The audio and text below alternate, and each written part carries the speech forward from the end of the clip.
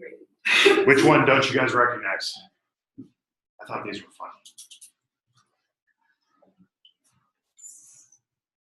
I got them all. Gutenberg I've always associated with the first Bible, but it was the first book printed, and that's why the printed press. So I like Star Wars. Yeah. Developed his profile picture. Pretty funny. But I digress. Today's not the day we're going to break down everybody's profile pictures. That's going to be a drinking day. No, So that'll be my birthday treat.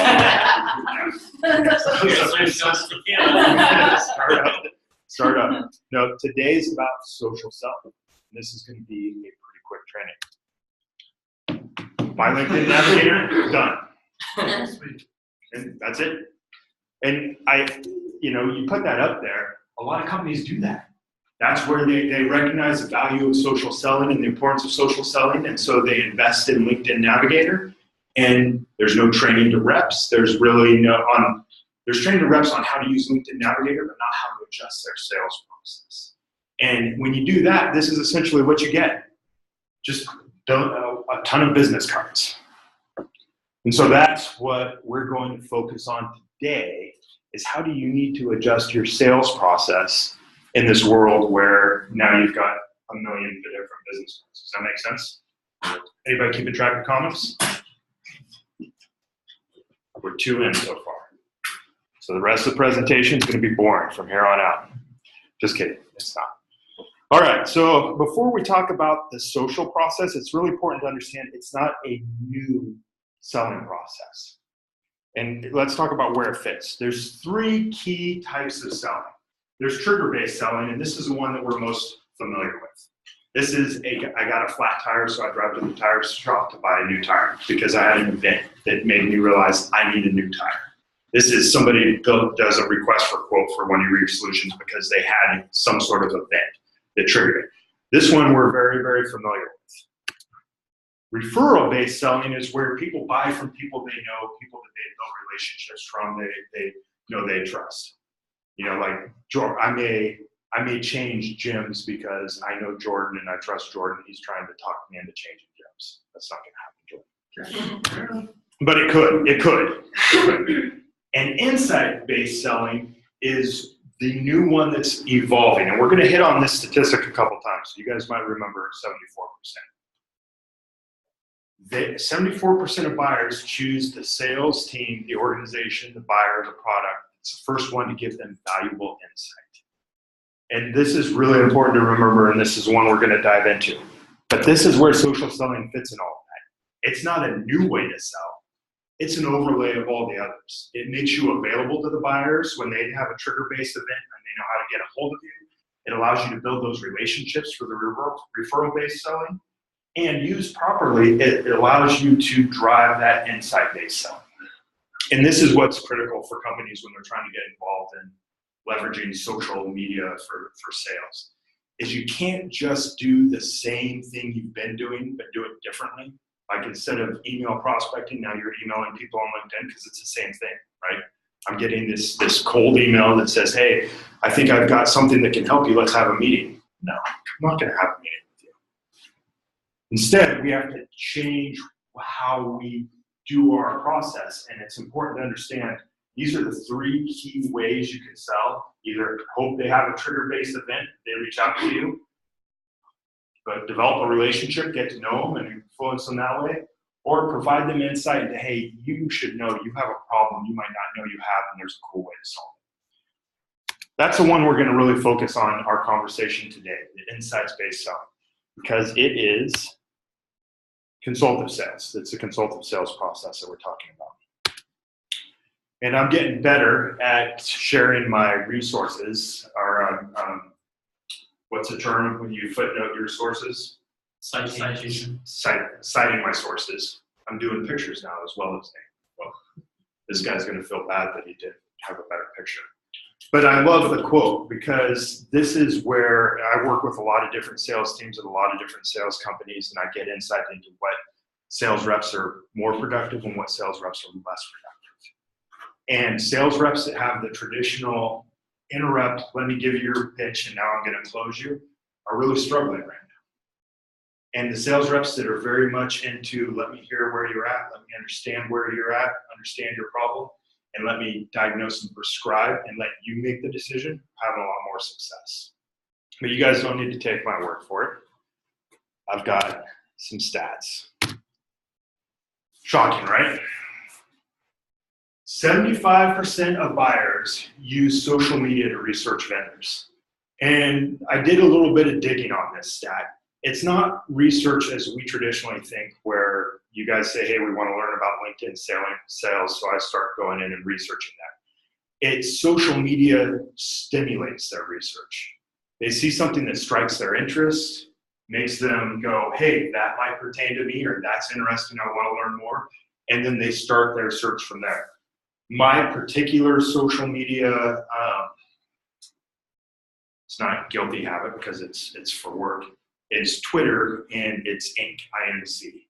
They're always posting sales stuff and business stuff, and it's short little blurs, and it's always catching my eye. I go, that's interesting. I want to learn more, and I end up clicking on that article, and then next thing I know, I'm on somebody's blog and I'm following them, et cetera, et cetera, et cetera.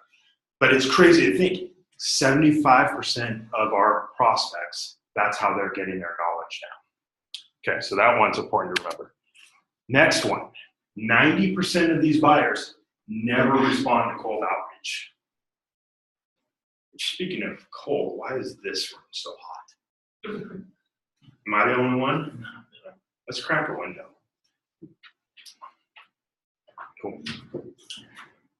My question to the people in the room, there's a number of us in here that do cold outreach. Who's getting a 10% rate?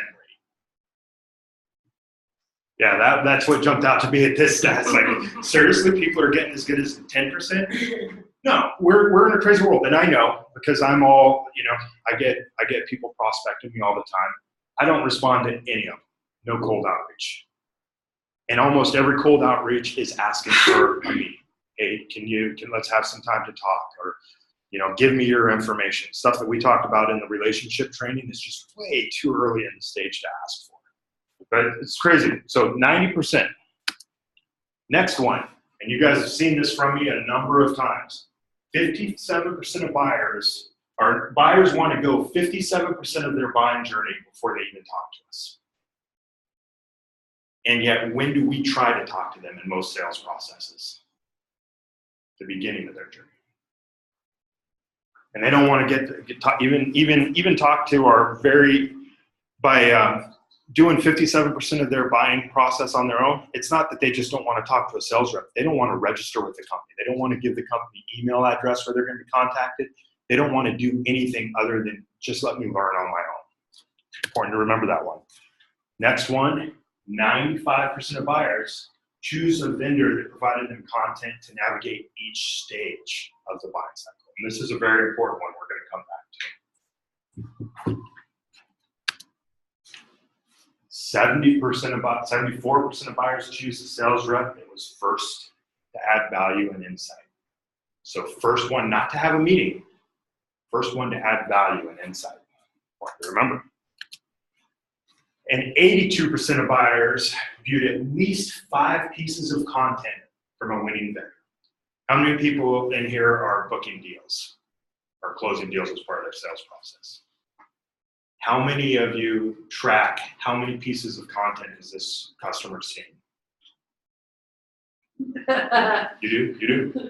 And this would illustrate, hey, that should be one of my priorities is this customer done enough learning where they're about to close a deal? So that's an important one to remember. Okay, so these are important for us to remember as we talk about how do I leverage social selling into my sales process? How do I leverage it to grow my pipeline, to create meetings? It's important to understand the world that we're living in. Our prospects are not going to respond to cold outreach. Our prospects want to learn on their own. Our prospects are getting most of their information from social media. Our prospects are going to typically buy from the person that gets to them first. They're going to buy from the person that is able to give them content that helps them move through each stage. And they're going to need a lot of content. Now that stat about the cold outreach, is it just one touch? Because before it was, you had to touch them 20 times. Yeah. So Is that still bad? that's a great question.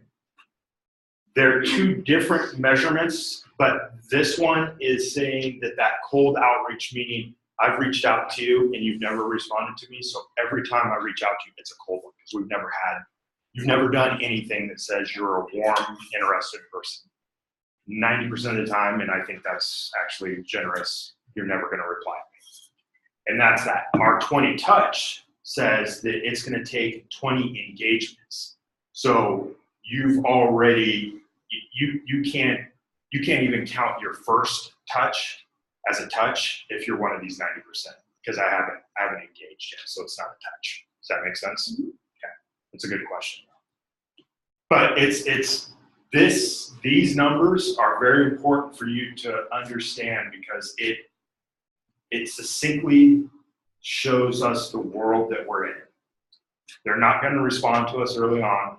They want to learn on their own. We've got to have a journey in mind. So this is important for us to understand as a basis for our conversation. Does that make sense? Cool. Comment number 3. And I like this one because now we're going to talk about how does social media help you in your sales business. And, this is funny because it's funny. I mean, who posts pictures of their food? who has at one point posted a picture of a food or drink? Yeah. But when you break it down from a sales perspective, even in this picture, if this person is selling hamburgers, they've got some leads out of here. I just ate a burger. This person's excited. They might be interested in a burger. And it was good. I like it. Me too. These people are looking for feedback. Like, how good was the burger? What was it like? Where did you get it from? Shows a picture. Hey, look at this burger. Like. Oh, these people want a hamburger right now. These are leads. So at the very beginning, 40 people in the audience, no idea who to talk to about hamburgers. But just by making some social media posts and paying attention to what the results are, now we've got some targeted hits.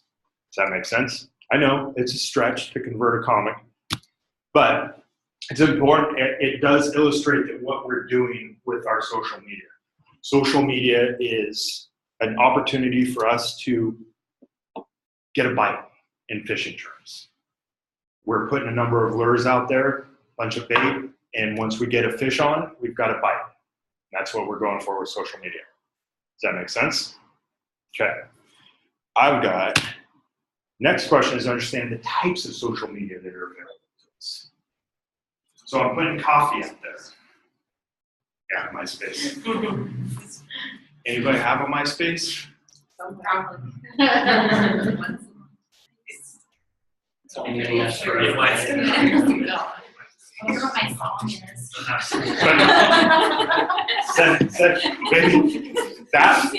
that will be the next team building exercise where everybody will log into their own MySpace. All right, but outside of MySpace, just about everybody is leveraging these or at least familiar with these other ones, correct? And I like this one because it kind of illustrates the differences, subtle differences between each one. But I don't, by no means am I saying, hey, sales rep, you need to have each one of these and be pumping your product through this. Absolutely not. But you need to be aware of what are you selling, what's the value proposition, and then what is the best medium to get it out there. Because the more fishing lures you have in the water, the more bites you're going to get, right? So what does a bite look like in the real world? I'm going to show you. But first, we're going to introduce a new rule. Anytime you guys have success with the sales process or anything you learned in here or anything at all, let me know. If you get cited in a training, you will be rewarded. So Tiffany has been following the 20 touch rule. And remember what we talked about with the 20 touch rule is design your touch where you're not asking for too much. When you're early on in that cold touch, don't ask for a meeting because it's too early. All your goal is to get them information and see if they're interested in taking the relationship further. So can you pass that gift card for Barn Light? bar life's great because you can get coffee or beer. So it's nice. But there's a couple things that I love about this email that are outside of social selling. It goes back to some of the other lessons we've had in the sales training. First, look at that subject line, weekly update. What does that subject line do? Tells them to expect more in the future. I've contacted you before. I'm going to contact you again without saying either one of those things. That's incredibly powerful. It also checks the box for the most commonly opened subject lines are 2 words. So great, it's a great subject line. I know that it's very likely that John is a person of power within his organization. Why do I know that or think that? No signature, no phone number. Typically, the higher you get in an organization, the less they even care about their title or sharing that stuff.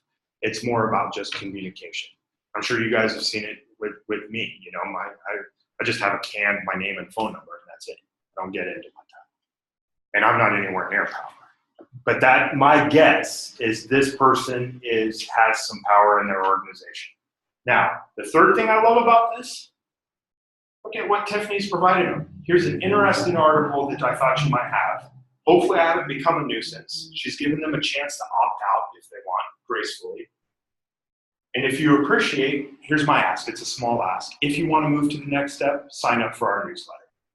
If you don't, I'm going to keep sending you these interesting articles unless you tell me you are a nuisance. And how does this guy respond?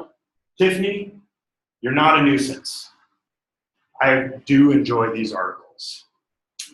That's awesome. You know how that makes us feel in sales?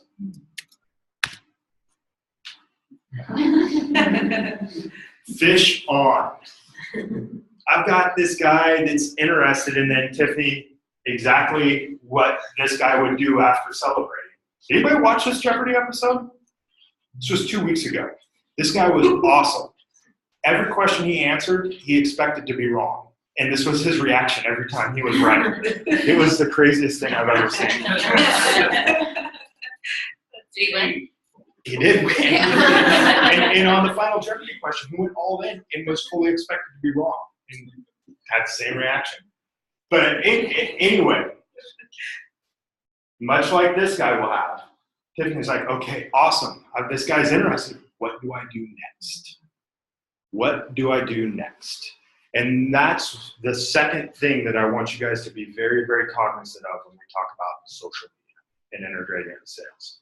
First, social is you have to change your thought process on how you use it. It's not just another way to contact customers. And then second, it's 2 parts, just like fishing's 2 parts. First, I got to hook the fish. And then what? Reel it in. I got to reel it in. Not lose it. I can't overact like this guy's about to and go respond back and go, that's awesome, John. Can I schedule a meeting next Thursday? Fish is going to go away. I got to reel it in, play the fish slow. And so there's 2 important parts in the prospecting, the hook and the reel. So how do we talk about the reel? The way we're going to whiteboard this a little bit. You got to think about, how do I turn my prospect into a buyer? Did you draw this? I did draw this. How can you tell? But I found a happy medium. I drew it, but you guys didn't have to sit through the pain of watching me draw. And I'm embarrassed to say that this is like 3rd or 4th draft drawings. Like I drew them original. So be real thoughtful on what your feedback is on the drawing. But no, when we're thinking about that reel, Tiffany's got John on the hook. What's next? She has to have a journey, a buyer's journey that she can go back on. And to develop that buyer's journey, you have to think of it like a story. Every story has a hero, right? Good stories. That hero has to be somebody that your prospect can relate to. You have to introduce the challenge, but personally relate it to the hero's experience. You have to describe how the hero is going to defeat that challenge, and then you have to describe the results personally to the hero. By personally, like, what did the hero experience? How did the hero's job change? How did their life change, etc. Simpler terms, step 1 of this journey, People like you, not people like you like they love you, people like you like common like you, similar to you, thank you, have faced problems like yours, they handled it this way, they were successful. If you map it out along the process, it looks something like this. People like you face problems like yours, they handled it this way, they succeeded. Social media allows us to play in that front end where we find the people like you. And so whether it be LinkedIn, you're tweeting articles, whatever you're doing, that's where you're going to get the people that raise their hand and say, hey, I'm like that. And so you need to have your content that fits in that stage that helps people go, wait a minute, that's like me. That looks like me. I want to be like that. I relate to that here. And that's where your social plays in. The way this looks spread out on a large, so you know this doesn't come from me and this isn't Matt said so. This is how the business-to-business buying cycle looks on a real customer journey. And this is the content that plays at each stage of that journey. Problem awareness is people like me. Resolution and investigation is they have a challenge like me. Challenges like me, and that this is how they dealt with it. Solution evaluation is where you start to have your first meeting. And you start to talk about they're now 57% of the way through and they need to start meeting.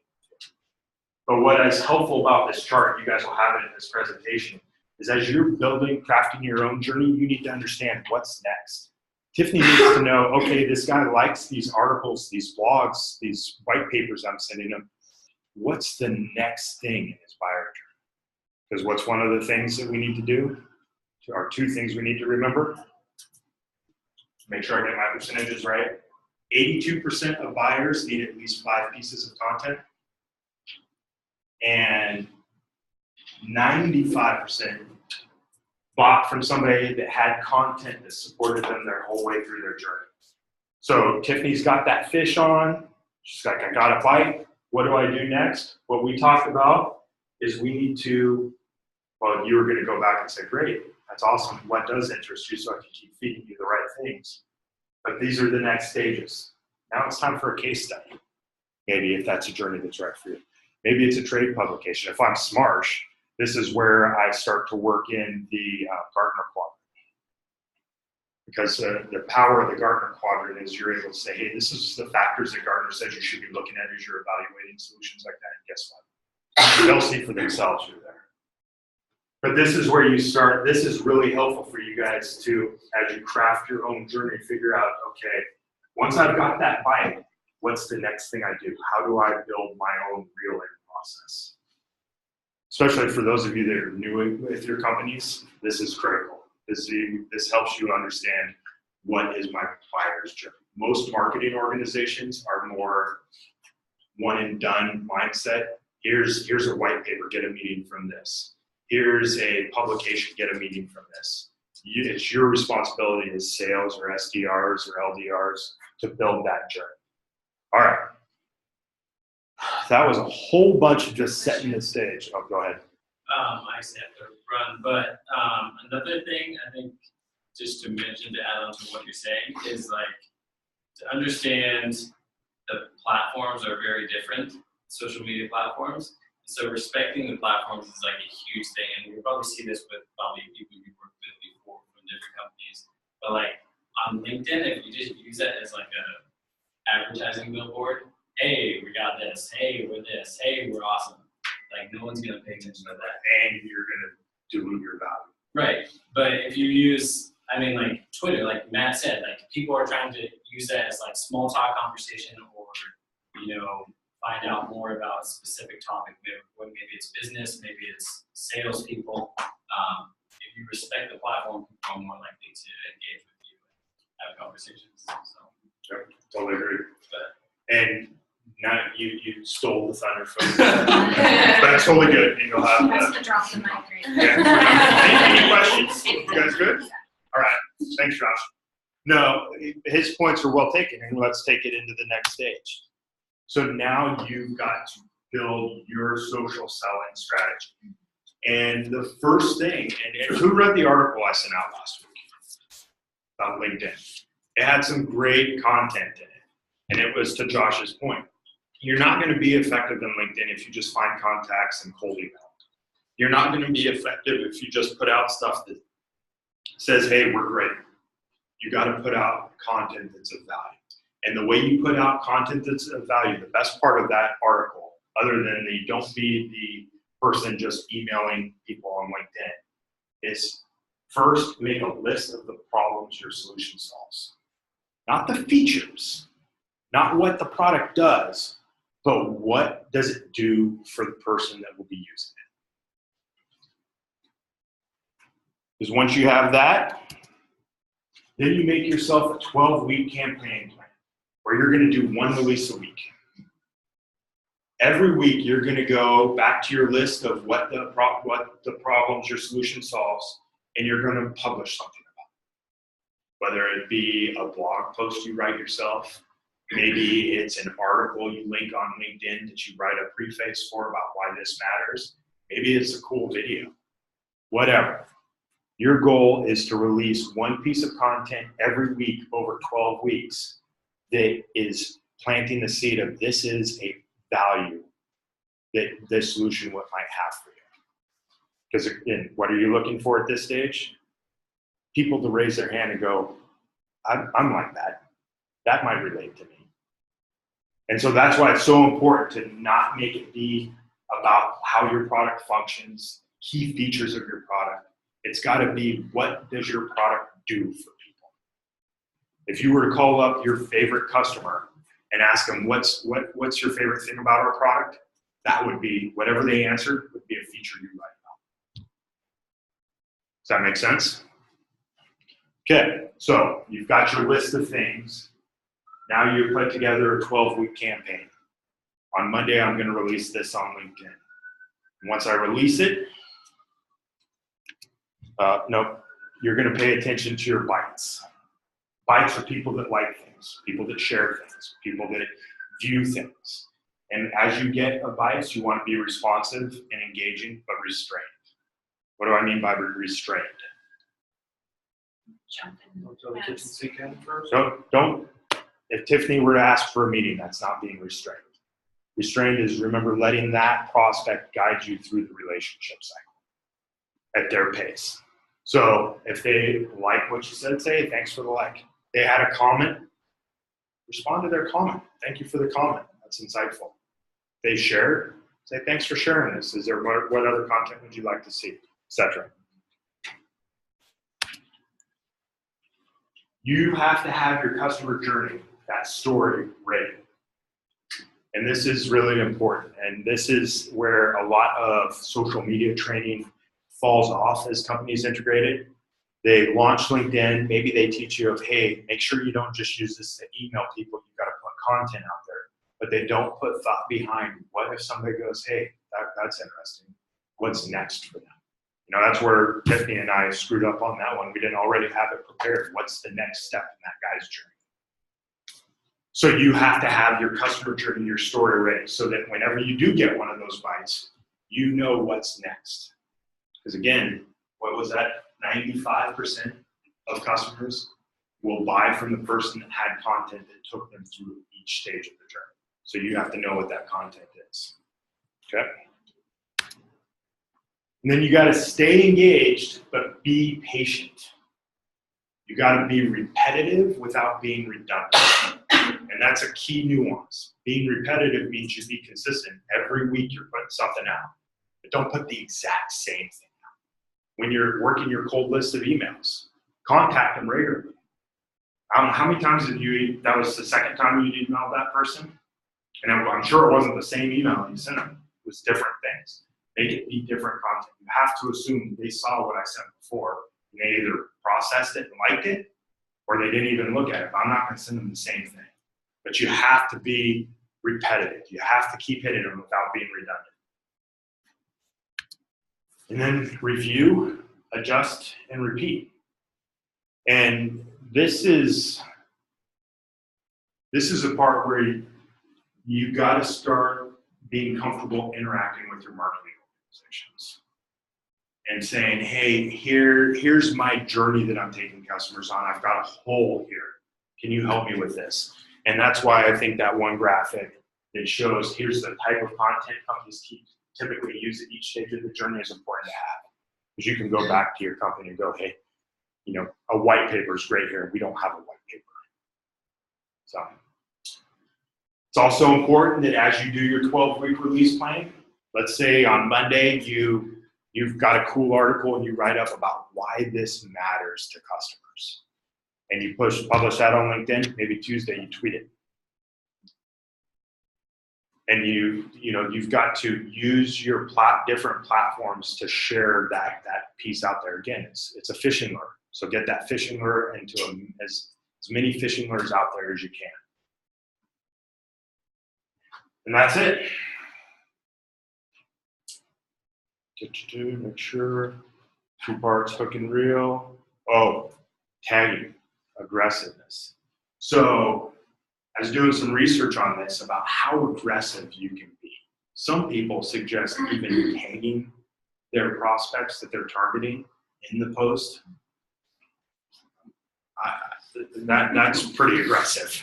However, if you've got somebody that you've had a conversation with, and you know they might be interested in this, or you're curious to get their feedback, there's absolutely nothing wrong with tagging them if that's what's appropriate for the platform, messaging it to them, whatever.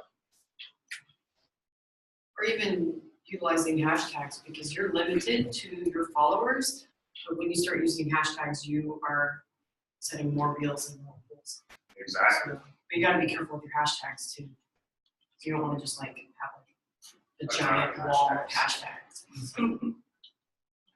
Also, if you hashtag Freeman, you know, a lot of people get out of jail. Learn that one before.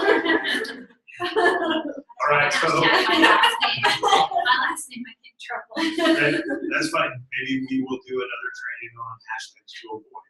I don't think another hashtag. But no, that was the intent of the goal of this training was for people to walk out and go on. Okay, I understand that it takes 20 touches. I understand that I have to have a long-term plan with many touches. Now I understand that there's other means for me to get those touches out there beyond just email. And that's leveraging social media. Now let's talk about how. And my goal today was for you to not just use social media as another way to do a cold email, hey, you have time to talk. Use social media as a strategy to plant that seed with the goal of being, hey, we're going to be the first salesperson to provide insight, something of value to this prospect that's going to then get them down the path. I guarantee you that should John ever buy a disaster recovery solution, it will be from Tiffany. That's just the way, and it won't be this quarter. It'll be next year maybe, but I bet you he becomes a customer first. All right, questions, comments, pushback? What about bringing up, like connecting with someone in a phone conversation? Is that appropriate? Is that appropriate? Connecting, like, so you've called me, we're having a phone conversation. Yeah, and hey, you know, I wanted to add you on LinkedIn. You know, the best way that people have done that to me, the least obtrusive, is it's a little clunky to ask for it in the call, ask my permission, but it's fine. The ones that have felt most comfortable to me as the receiver are the ones where I'll get a LinkedIn request shortly after saying, hey, thank you for your time today. Okay, so it's more of a follow-up to a conversation.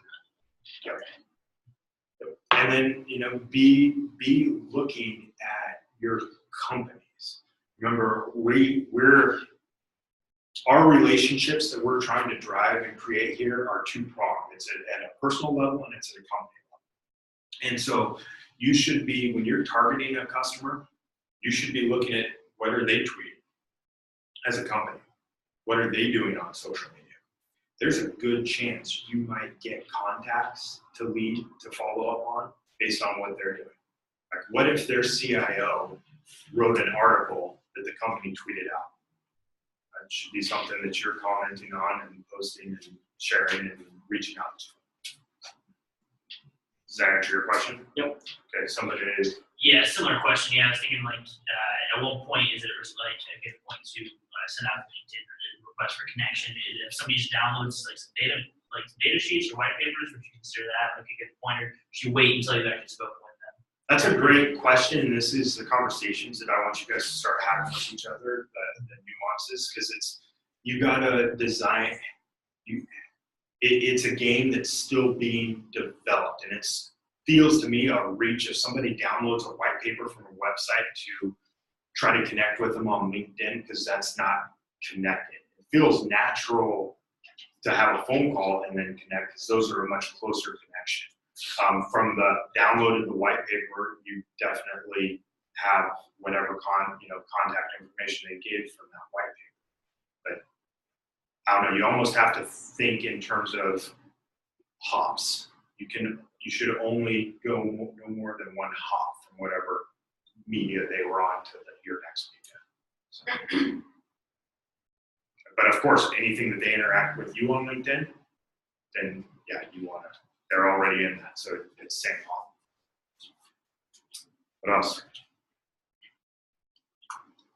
Tiffany, that's awesome. I was so excited when you showed that to me, because I was like, that's exactly what we're going for. Let's just plant the seed and let them move the relationship on. That was such a graphic example. Here's a guy that's like basically just reassuring her, hey, you're not a nuisance. I like this content. Keep sending it. Okay, cool. I really appreciate this. It's, well, lots of reasons, but I haven't jumped into social media because I know it's a commitment, right? You have to keep doing it, and I'm not ready to commit to consistency. Yeah. Too many other things. But as I started to, in the last 6-8 months, look on LinkedIn, haven't dived into Twitter, but start to like, what are people posting? What are they thinking about? Deep learning, AI, etc. But it seems like all my contacts are partners and no customers, and we're all selling our stuff. Come to this webinar, do here's a white paper, here's this, here's that. Where are these IT people hiding out? Are they in forums? Like, I want to start looking and learning, like, where are they engaged? Because sometimes they don't even have LinkedIn profiles. Oh, you just torpedoed my brain. Spiceworks. So there should be a slide here that shows a pool, and it talks about you need to find what pool your prospects are swimming in and start swimming in that pool. Right. Well, you touched on following what the companies are putting out, and possibly, those announcements. Hey, we just, acquired a company. Boom, like that. Your face is there or something. I don't know. A great way to find this out, and as somebody new to a company, you have to do this, but everybody should be doing this, is either talking to current customers or asking people that do talk to current customers, say, hey, can you ask them, how do they find out information? Where do they go to get information? What do they do? And you might find, hey, a lot of them are on Spiceworks, okay? Then you need to get on Spiceworks. Or, they follow this group on Twitter. Okay, I'm gonna follow that. And I'm gonna pay attention to what's retweeted and what's liked and etc. But that's a good point. And I'll amend this training to include that, is you have to know what pool your prospects are swimming in and swim in that pool. You can even talk to IT people within your company. Like, ask them, like, where do you hang out? Basically. Minecraft. And I'm playing Minecraft now. Yeah. Cool. What else? Awesome. Was it helpful? Yes. Thank you. Yeah. If anybody wants that gift for their own purposes, let me know. This is pretty funny. Awesome. Thank you, guys. Thank you.